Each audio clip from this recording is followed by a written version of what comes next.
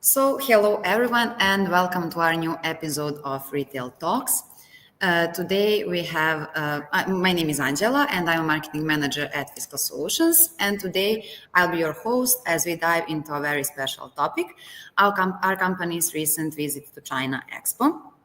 With me are two very important guests who just came back from that journey. So let me introduce them. Milan Lazarević, our general manager at Fiscal Solutions. Welcome. Hello, everyone. And Darko Pavić, CEO at Fiscal Solutions. So welcome, Darko. Hello, nice to see you. And it's great to be introduced as VIPs, two very important persons. So that's good. Thank you for that. So as I said, they've just returned from China Expo. And today we'll get a first-hand look at what they saw, what surprised them, and what this means for our companies going forward.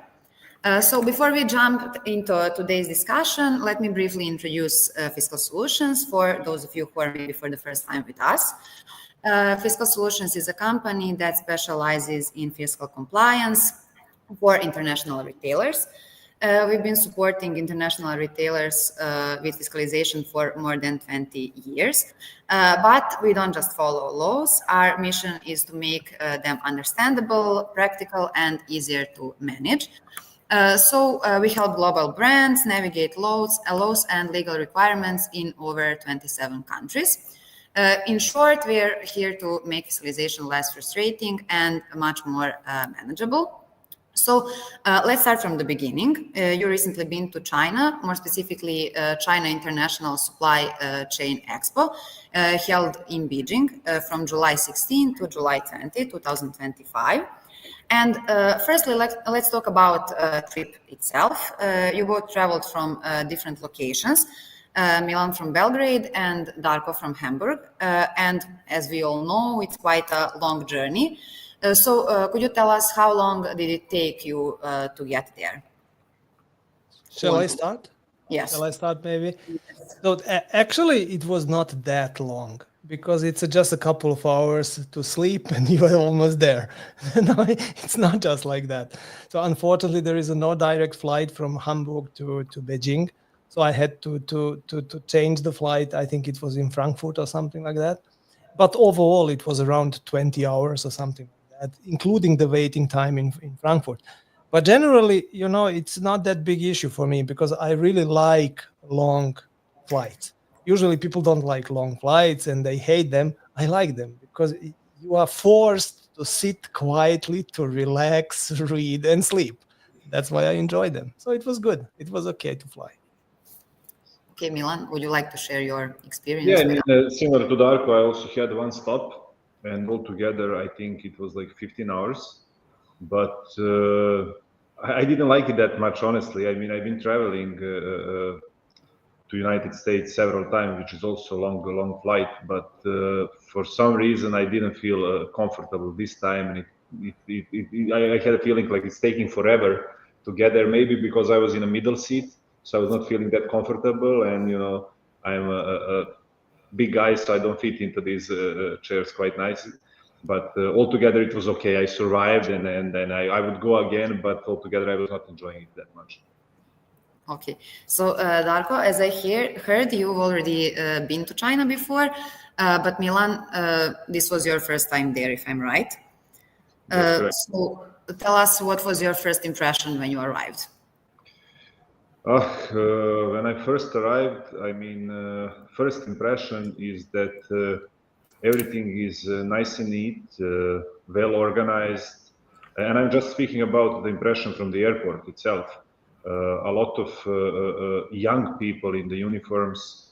Everything is automatized. They are using the latest technologies. If you ever travel to United States, I mean, the different layers of the security and the technologies they're using to identify you and record and everything. It's very similar in China, and that was really something that surprised me, especially when I came to the border and when I had to speak to the guy from the customs. they had a device which was translating everything in Serbian, which was also, I mean, I seen that on a telephone so far, but I was not expecting it to see the counter and to speak to the person in that way. So altogether, it was a nice first impression while I was at the airport.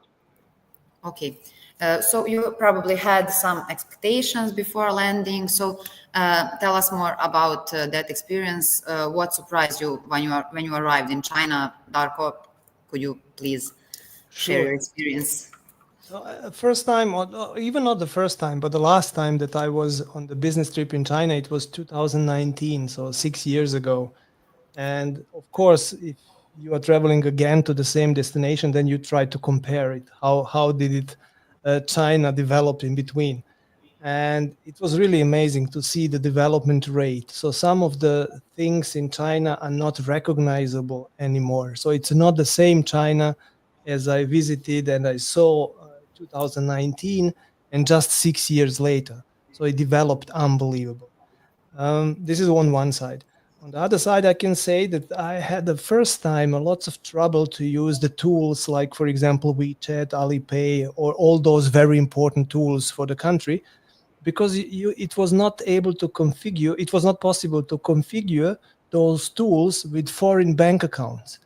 And you need to connect the bank accounts, for example, with WeChat if you want to pay with WeChat. This time it was totally easy. So I was able to prepare my journey very easily to add my bank accounts from Germany into the WeChat or to connect them with WeChat and then to use the WeChat. So with good preparation, it was really easy to feel like somebody who is since ever in China able to use all services and everything. So this was really great. It was also great the time that I needed from the moment as I left the plane till the moment as I did all the checks in between. It was very, very fast this time. In 2019, it took more time because I needed visa and I'm Croatian citizen, so the Croatians needed visa in 2019. Today, or last time as we traveled, we didn't need anything. So we just arrived, let's say, and we passed the checks just in a couple of minutes. I didn't even need to wait. So it was really, really automated and really well done. So this China is really great, yes. Okay. Yeah, if I can add to it, I mean, it's. I was not in China before, but I was lucky that actually Darko gave me some ideas what I can expect there. So I did the similar preparation with usage of VPN or installation of VPN on my phone, and I also installed WeChat and Alipay as the two main applications that are used in China. And I also struggled to add local or at least this time I struggled to add local banks from Serbia. And even if I was doing it from Serbia and I had to get in touch with their contact center, they explained me some details and so on and so on. But I think the main point is that in China, without the telephone and internet, you just cannot live normally because everything is so connected and everything goes over that telephone and over these applications. And even if I did a setup of these applications, I had a problem in certain cases, and then it's horrible to find a solution, or actually you cannot solve it. At some point, my application just does not want to work, and I'm not allowed to execute the payment or to receive the payment or whatever. And then everything is in Chinese, and I don't read Chinese, and translation is not working, and I don't understand what I need to do. And then I'm just like a kids, you just hit next, but in Chinese, and then you expect the magic, that you will solve the problem. This is actually how I was functioning for a certain period of time. And the other point, if you're speaking still about expectations or what I ran into when I was in China, was lack of English language knowledge. So far, wherever I traveled, like across the Europe or different countries, different continents, I had no problems by using English in majority of the cases. In China, it's completely opposite. Barely any person speaks English. And then, of course, you have to use these applications to translate them and then explain what you need to do. And I think that the logic is somehow different because I I really struggle to explain certain things with the bare hands. I mean, Western countries, so to say, it's not so natural, or at least I have that feeling that if you give the phone to someone to take the photo, they are not likely to do it, but they understand what they need to do. If you want to take the photo, if you don't want to take a selfie and you give someone a phone, they will take a photo of you. I'm not sure if they're happy to do it or not. But in China, I try to explain that by handing the phone and explaining that I want that person to take a photo of me. And for some reason, that person did not understand me at all. And I'm really not sure what she was expecting from me, or what she was thinking. Why am I giving her a phone? So it was really a strange situation. And if you're speaking about nationality, I think they whenever I said that I am from Serbia, they were also happy to hear that, oh, we know Serbians, we are in good relationship, and so on and so on. Beside that, I also want to add that also transportation. I heard about like Google not working, and heard that they are very advanced in technology and so on. I must say that if you're speaking about the transportation, this is very well organized. Speaking about metro, you're just using this application to enter the station. You're also using it to exit it. It's crowded, but I mean, I've seen that in the other cities as well, but it works in a minute, and we had no problems traveling anywhere. And maybe just one more thing that I find interesting in China in general, or my expectation was to find everything under very affordable pricing.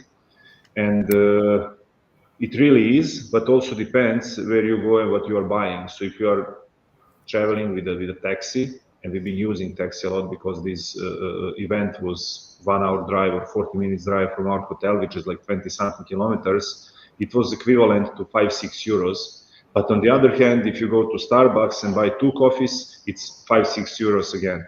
So different things are having different price over there, and then especially the imported goods, or the goods with a high quality, like sports good or the techniques or something, there the price is very similar or equal to the pricing that is all over around the world. So I think just to add the pricing, sorry to interrupt you, to add the pricing of the metro, because now we know how cheap is the taxi drive, it's very cheap. But if you want to drive metro, it's even much cheaper. So the single ride was around 3 yuan, I think. And this is a third of the euro. So it's around 30 euro cents. Nothing, basically. Okay, thank you for sharing your impressions. Now let's go back. Sorry, Milan, I interrupted you. You wanted to say? No. I mean, I was just adding to your story, and then I was going too wide. But I think because it was the question was about what the expectation is, and what I was surprised about. So I was trying to put everything together. So yes, I said everything that I wanted to say. Okay, sorry that I interrupted you, but I just wanted to add this with metro because I was really shocked about that pricing level. In Germany, the single ride which I have to pay in Hamburg is around 3.2 euro or 3.3 euro. So it's 1/10 of that. Okay, now let's go back for a step. You arrived a few days earlier. Could you tell us why and what was the reason behind that? Yeah, basically, I think I'm getting older, and this is one of the reasons. Because if you are getting older, you are suffering a lot from the jet lags and these kind of situations. So usually, I need 2 or 3 days just to get back to the normal, and I wanted to be normal again during the trade show. So this was one of the reasons why we decided to travel a little bit earlier to accommodate and to adapt, let's say, to the environment on one side. On the other side, we wanted to use the time to learn about China, to learn about Chinese cultures. Milan just mentioned one of the situation which is typical related to the cultural topics like misunderstanding in giving the phone.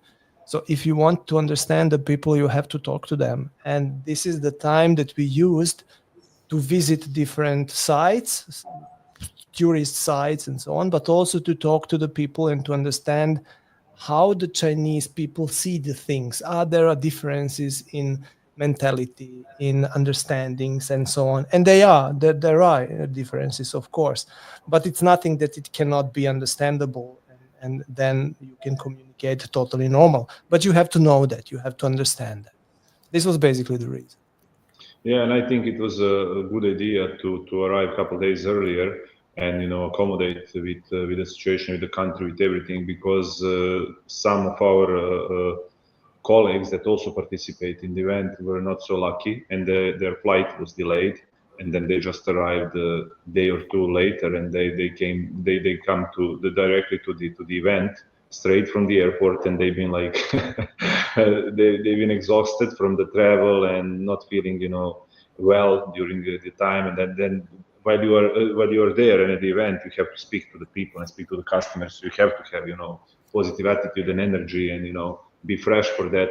So I think it was good to go there a couple of days earlier to accommodate, because it's a long flight, it's a long trip, it's a destination far away. So we did good. Yes, I understand. So speaking of that time before the expo, could you tell us what did you see and what did you do as tourists in those first few days? Yeah, sure. I mean, Darko, would you like to start? No, start. I will definitely jump in. So just go. Jump in wherever you feel comfortable. Sure. I mean, I had a really great tourist guy named Darko. He planned everything. He planned everything in advance, because my opinion was, all right, we have to go there, and once we get there, then we are going to see what we are on a mood for, and then we are going to easily pick up the best attractions and visit there if we have time and so on. But no, it's not working that way. You have to, everything is so crowded. So many people, mostly from China, are visiting these touristic destinations. So it's impossible to join any of those unless if you register for it. And some of it required registration a week in advance. So Darko did good, and he made reservation for all of it. So we did visit some of the most attractive destinations in Beijing. Some of them were, there was a Temple of Heaven. I think this is translation in English. And it's, we've been to Great Wall of China. We've been to Forbidden City. We visited Tiananmen Square, museums, Silk Street, some developed shopping malls with the high tech and everything. So I could say that we've seen everything from the traditional China to very modern, cutting edge China. And all these places gave at least me, gave me a different impression about people, about how well they are organized, what is the meaning of life to them, and how they've been treating each other, and how they are addressing the foreigners as we are, and so on. So I really have this was like a really great adventure for me, and I am full of impressions, positive impressions about people, and in the culture and the tradition, and in general everything. Yeah, I think related to the preparation. So it was really an interesting topic, because everything is in Chinese first. So even if you want to book some dates, for example, for museums, the most of the pages are in Chinese. Even maybe the parts are in English, and that's okay, but the majority is in Chinese. And if you have to order something, for example, and to pay and to buy, or even just to register, you have to switch to WeChat. So this means the entire nation is actually using internet just partially, just to jump on the WeChat. So it's like a door to the WeChat, and not the tool itself. In Western world, we are using internet as a tool, and they are using it actually as access to WeChat. And this is a switch in the mind, let's say. So during the preparation for our trip, I had to think like that. So to find a way how to enter the WeChat, and then to find a way how to understand the WeChat, and then to order the tickets and everything. And in many cases, I have to wait, let's say, till the tickets are released, because as soon as the tickets are released, 7 days upfront, you have to purchase them immediately. Otherwise, in a couple of minutes, they are just gone. So it's like buying the tickets for the rock stars. So it's absolutely the same. So it was an unbelievable experience for me. And then you have to try several days again and again. So, but lucky we did it before, and that's why it was easy to visit all those sites, tourist attractions. Another interesting point is whatever you do there, even if you're just visiting this kind of locations, you will face the digitalization in the all elements of integration and top features and so on. Let me just give you a small example. We were in the bus to reach the Great Wall of China, and the organizer of the bus tour, let's say, didn't know which side of the wall we want to see, because there was two different sides and you can decide left or right, let's say, simple or more complex. And the decision which part of the wall you want to visit was actually done in the bus. So the guy is coming to us and asking us, do you want left or right? If you tell them I want left, he issued the ticket for you digitally, so you didn't receive any paper, on spot, on his phone actually, or device that he had, and that's it. And then you arrived on the spot, you just show your passport. Passport is very important, I will come back to that. And immediately you were in the system. So this means that the guy in the bus was totally connected with a huge system. He was able to, let's say, route the information to the other provider who is providing the access on the wall, left or right side, and the ticket was issued. So it's a huge integration which is needed for something like that, because there are several systems which are connected to each other. It's not just one. And then imagine to do that for millions of visitors daily.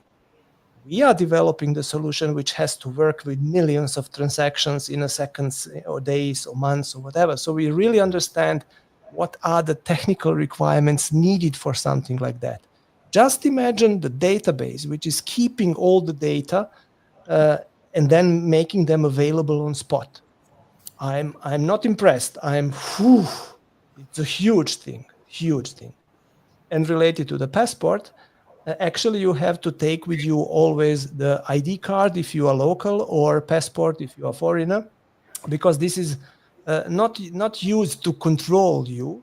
It is used to identify you in order to give you the tickets that you are purchasing, so that they know that you are the guy who is buying the tickets, in order to open the door for you in certain areas and so on. So it's a very useful feature to have the passport to identify yourself. Okay, thank you, Darko, for sharing your experience. Sounds really interesting. Now let's get to the expo itself. Let's move on to the main reason why you were there, the China Expo. So could you tell us what was it like? May I make the introduction piece first, let's say. So we went there together with the Chamber of Commerce of Serbia, and we were part of they organized the trip on that side, so it means the expo part. And we were the members of the official representation of the country, let's say, together with the other companies, sorry. So this means there were around, I think, 12 companies from Serbia representing the country together on that big trade show. It was really interesting to be on such a big booth, because usually if we are entering the trade shows as exhibitors, we have smaller booths, because our topic is, let's say, not that visible topic. We are selling software and we are selling services, so we just need one laptop to show it and to demonstrate it. That's it. So that's why we usually have a smaller booth. So it was, for me personally, first time to be on that kind of big size booth, and it was nice. It was really interesting to see. The design was good. We had a huge display, so this was really, really interesting. Regarding the expo itself, it was really, really huge. There were 7 different industries, more or less, represented over there, and each of those industries was described by the supply chain belonging to that industry. And those industries were digital technologies, health life, smart vehicles, clean energy, supply chain services, green agriculture, and advanced manufacturing. Yes. And those 7 industries were, let's say, described in all details, let's say, according to the supply chain. So you could meet the companies which are providing logistic topics, products, services, but you could also meet the companies which are producing really huge drones which can lift a big car with several tons heavy weights, let's say. So it was really interesting to see all that on one place.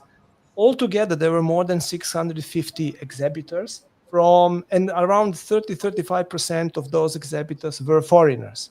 So this means majorly the trade show was a local trade show with local companies, but it was perfect opportunity for everyone from other countries to see, let's say, how the Chinese supply chains, worldwide supply chains are working, and then to offer own services and own products. Same for us. So it was perfect place, let's say, to understand how modern retail is actually done in the country, to understand how the industries are working, and to see, let's say, the new things and trends in more areas, not just in the retail. Because actually what we are doing is on the end side or last point, last station of the supply chain. We are taking care of the sales. But everything what is happening before, it's important to understand in order to be able to serve the retailers. So that's why it was really interesting for us as well.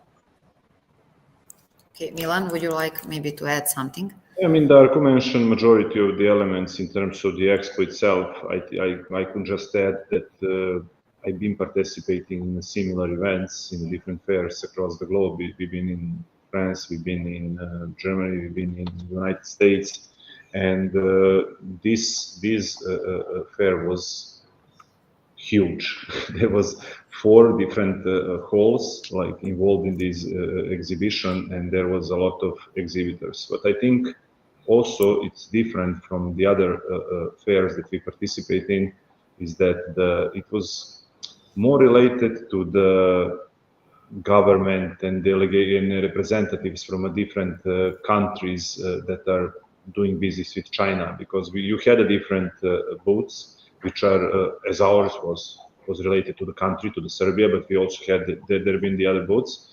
But then also during these different presentations and the visits, you could notice that there are some people that are actually working for the different governments that are participating in the event itself. And then I also noticed that some or good portion of the participants in the events were not so much from the industry, but just the regular visitors that are just showing up and visiting the event itself. So I think these are the elements that I find interesting and different, adding to whatever Darko said earlier. Okay, and what did you personally enjoy the most at the expo? I mean, there have been different exhibitions of different advanced technologies related to, because it was supply chain related expo, these technologies were related for transportations, robotics, green energy, and everything in favor of supply chain. So we've seen really different devices that are used in everyday business. We also had a great presentation with Starbucks. They've been explaining us their supply chain and how they are developing it and how they are working on the reduction of carbon emission in every segment of their supply chain process. So now you can imagine there are some machines that are actually processing the coffee, or that they are doing some packaging, or they are using some elements to transport these packages across the globe. Then they also using some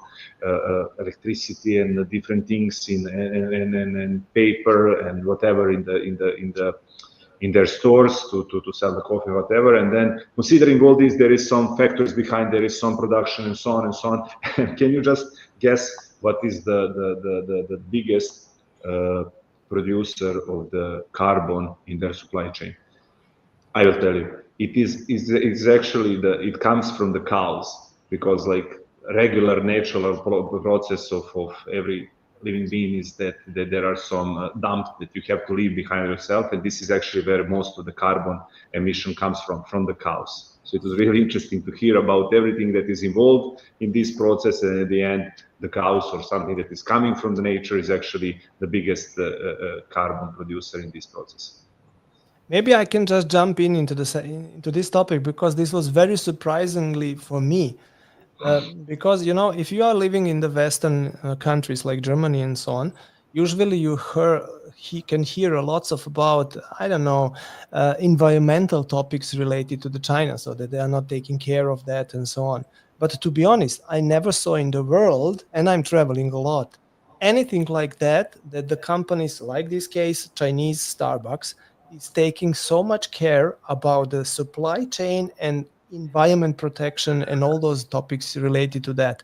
And then to find, let's say, the problem exactly, to isolate it, or the biggest problem, and then to define the solution. So this is really great. And I would wish that Western countries are doing the same, and the companies, because this would help a lot.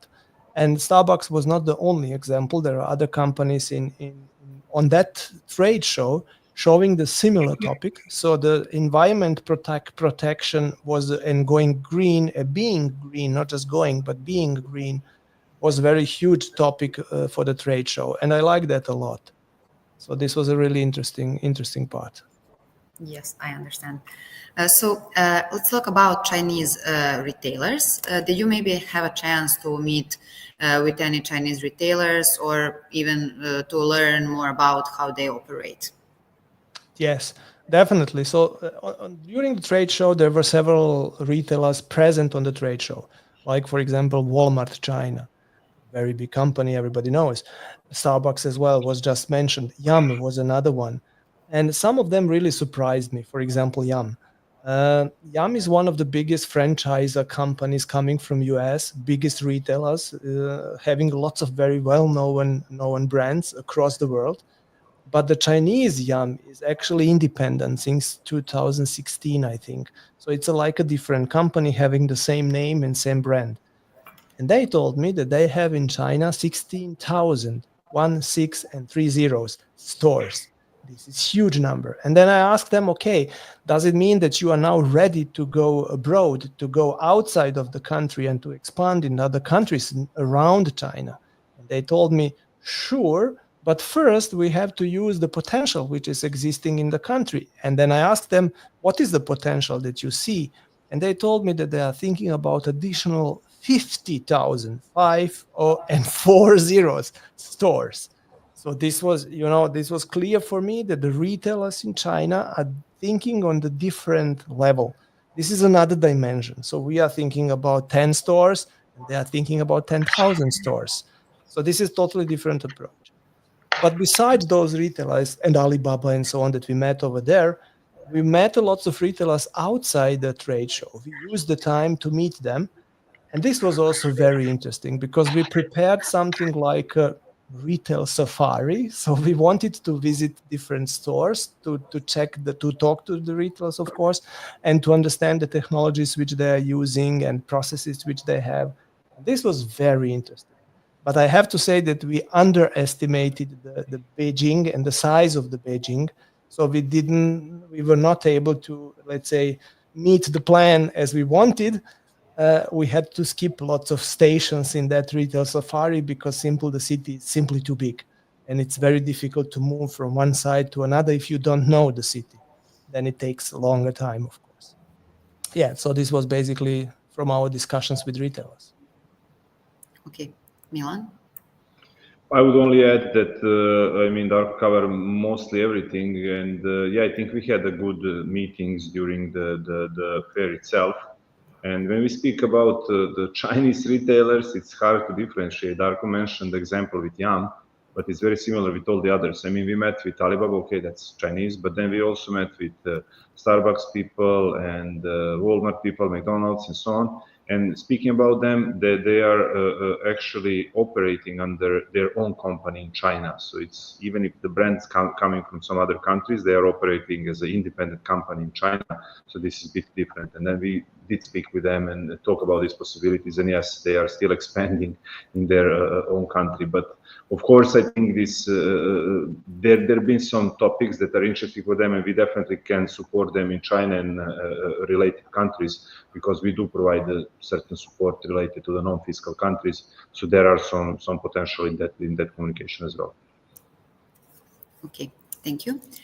So tell us now, besides these that you already tell us, were there any other trends, technologies, or maybe consumer habits that stood out, especially compared to what we can see in Europe? Milan, will you start or shall I start? I can. I mean, for me, from my perspective, the most interesting part was related to this V-chart element and all the. But Darko also mentioned that, and all the integrations are going around it. And what I've seen, or what is very important over there, is a lot of discounts that I was not even able to use because I don't understand that. But I see that you can click over there and probably get like 10 things for free if you buy one or something, but we end up paying the full price because we just could not handle it.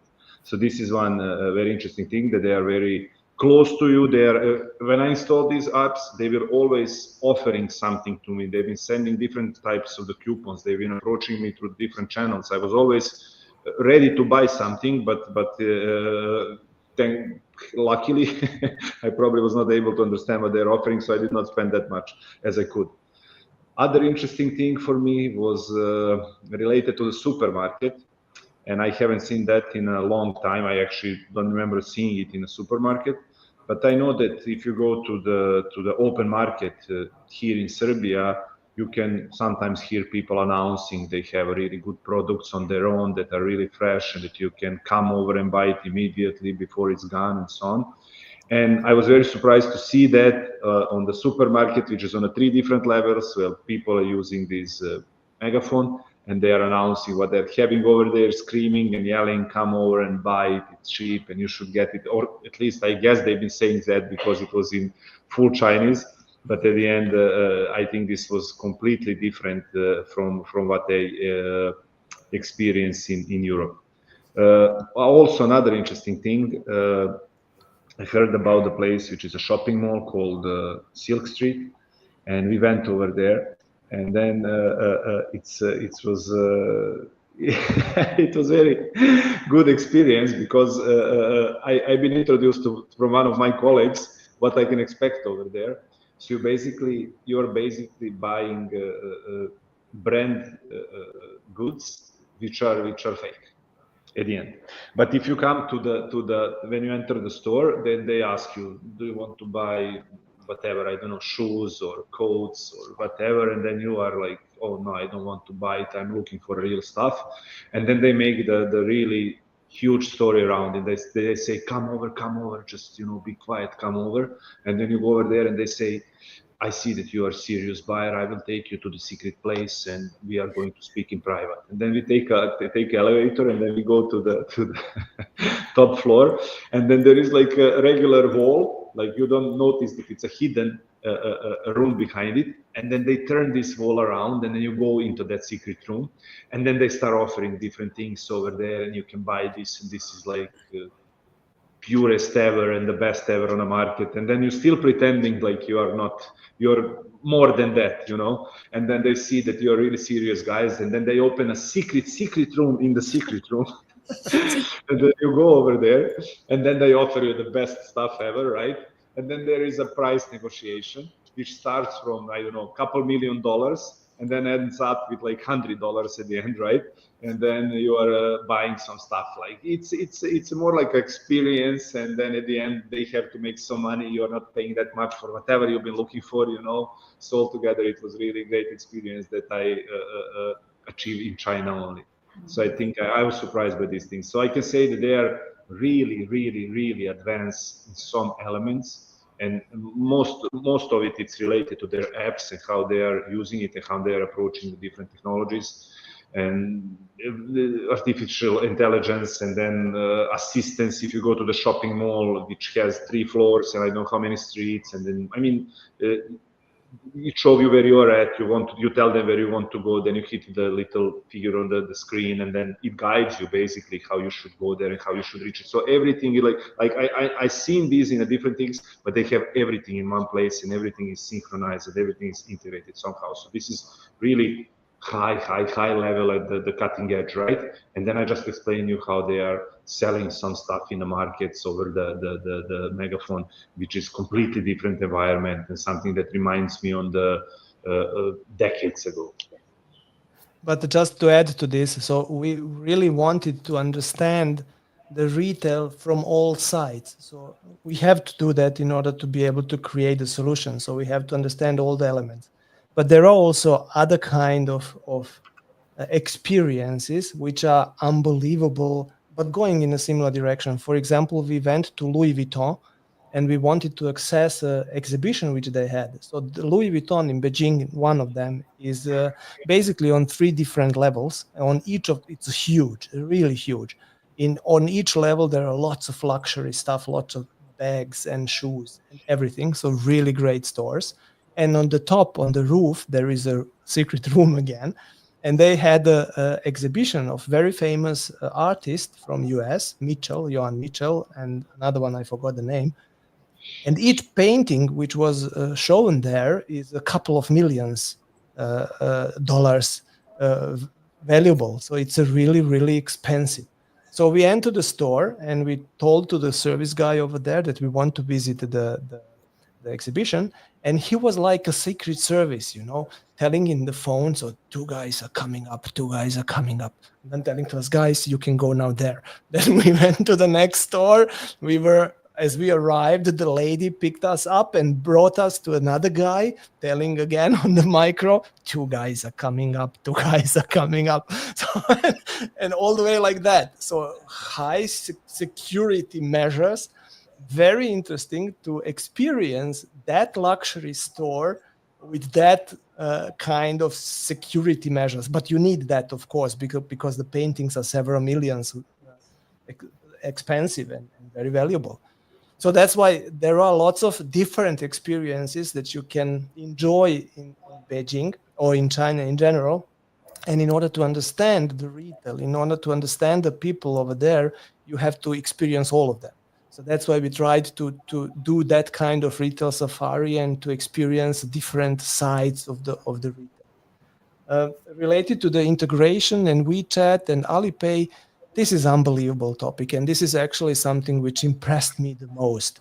This kind of integration of the application and digital way of doing the things is unbelievable. So I believe now that the Chinese culture heavily changed. What changed actually is the way how the people interact between each other, and it changed how the institutions like governments and retail and stores and private companies are acting with the people around them. So this kind of interaction totally changed, and digitalization is not anymore the tool that you are using. It's a part of the culture. You cannot understand anymore Chinese culture if you don't understand how much and how deep is that digitalization in the society. And I think if we want in the western part of the world to be digital and to be similar to China, it will be very difficult for us because we can develop great tools. Our application is great. I love it. But it will never be a part of the culture and of the life like that. So it's rooted very, very deep. And this is making totally another things possible for the retailers, like gamification. Gamification is very easy for them. They can do it just like that. Discounts, giving the discounts, like Milan mentioned, very easy for them because everybody is digitalized. They have to be. So this is impressive for me. Okay, thank you for sharing your experience. It sounds really interesting. So now I have a big question for you.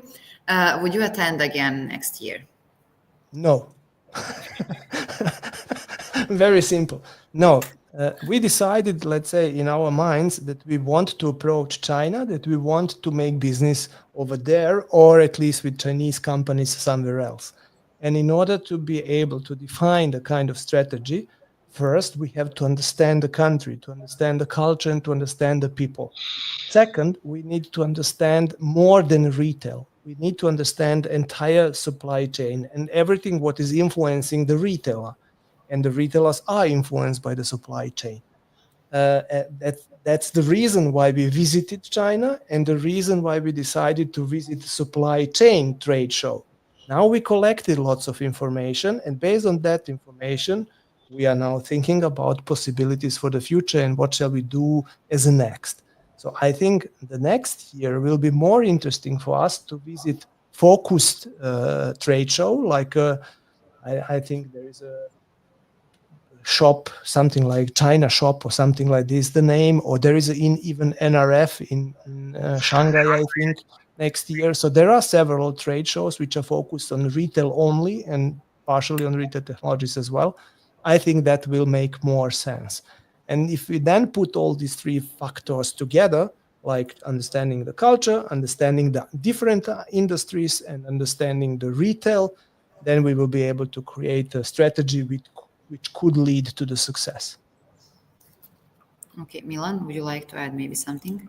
I agree with Darko's statement. I mean, there are the other events that could be more interesting for us that are more focused on the retail. So definitely we see it as interesting market. We also see the companies coming from China as interesting companies. So definitely it's part of the world where we want to be present, and we are looking, or actually we are working on strategy how to do so. Okay, so this brings us to the end. Would you like maybe to add something more that you maybe missed to share with us? Yes. Okay. I missed to say, and I'm not sure if our audience knows that China is not fiscal country. So there are no fiscal laws like we know in some parts of the Europe or maybe Latin America and so on. But they have a certain laws which are very similar, related to the reportings, related to the invoicing and so on. So it's not that easy. It's complex to establish business over there.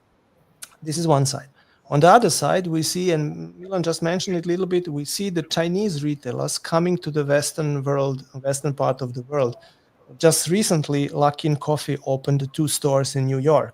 Pop Mart, with the famous toy, I'm sure, Labubu, I'm sure you heard about that, just is now opening the store in Berlin. And they have already some stores across the Europe, I think.